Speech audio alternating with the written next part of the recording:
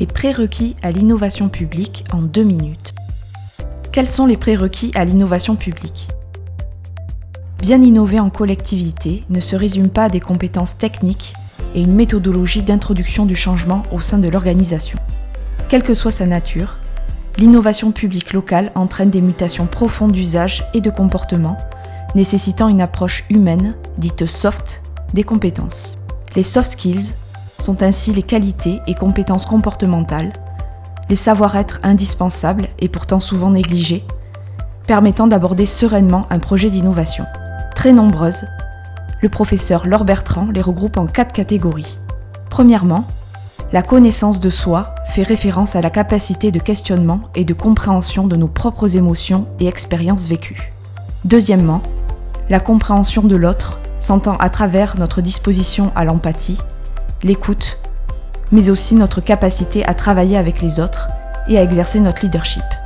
Ensuite, les compétences dans l'action rassemblent l'efficacité, telles que la gestion du temps ou encore la capacité à prendre des décisions.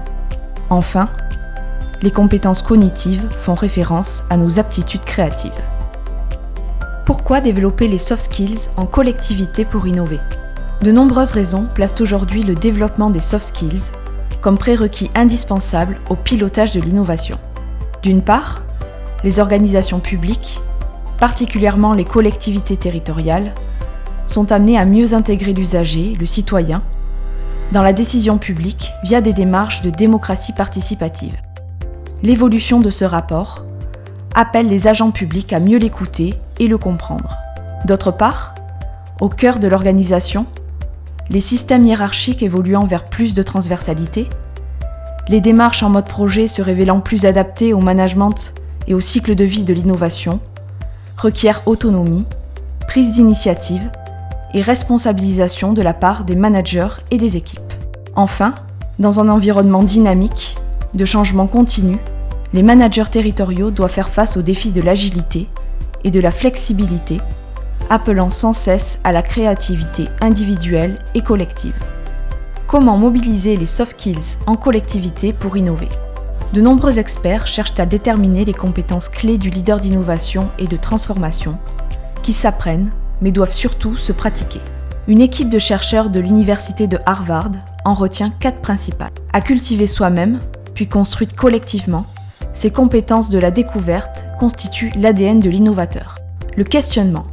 Les bons innovateurs sont des enquêteurs accomplis. Afin d'obtenir les meilleures idées, ils cultivent l'ouverture d'esprit aux autres, à la différence, à l'impensable. Autrement dit, ils osent la remise en question permanente et le bouleversement du statu quo, acceptent de paraître non sachants, notamment devant leurs équipes, reconnaissent les questions d'apparence les plus simples, comme de nouvelles perspectives, possibilités et directions. L'observation.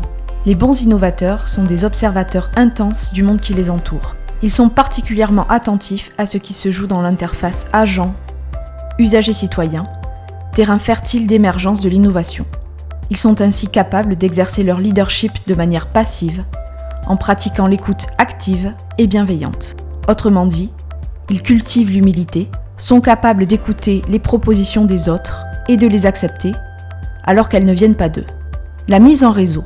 Les bons innovateurs cassent les frontières intra- et interorganisationnelles.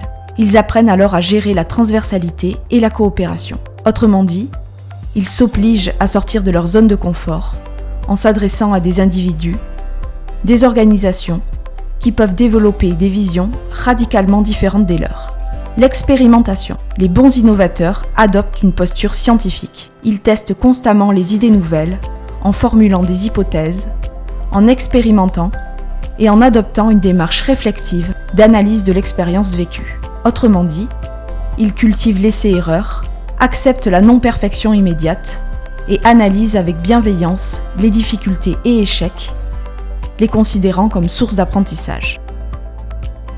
Conclusion. Dans un monde de transformation constante, les soft skills doivent aider les managers de l'innovation à maîtriser sans subir le flot des événements et transformations dans lesquels ils sont absorbés.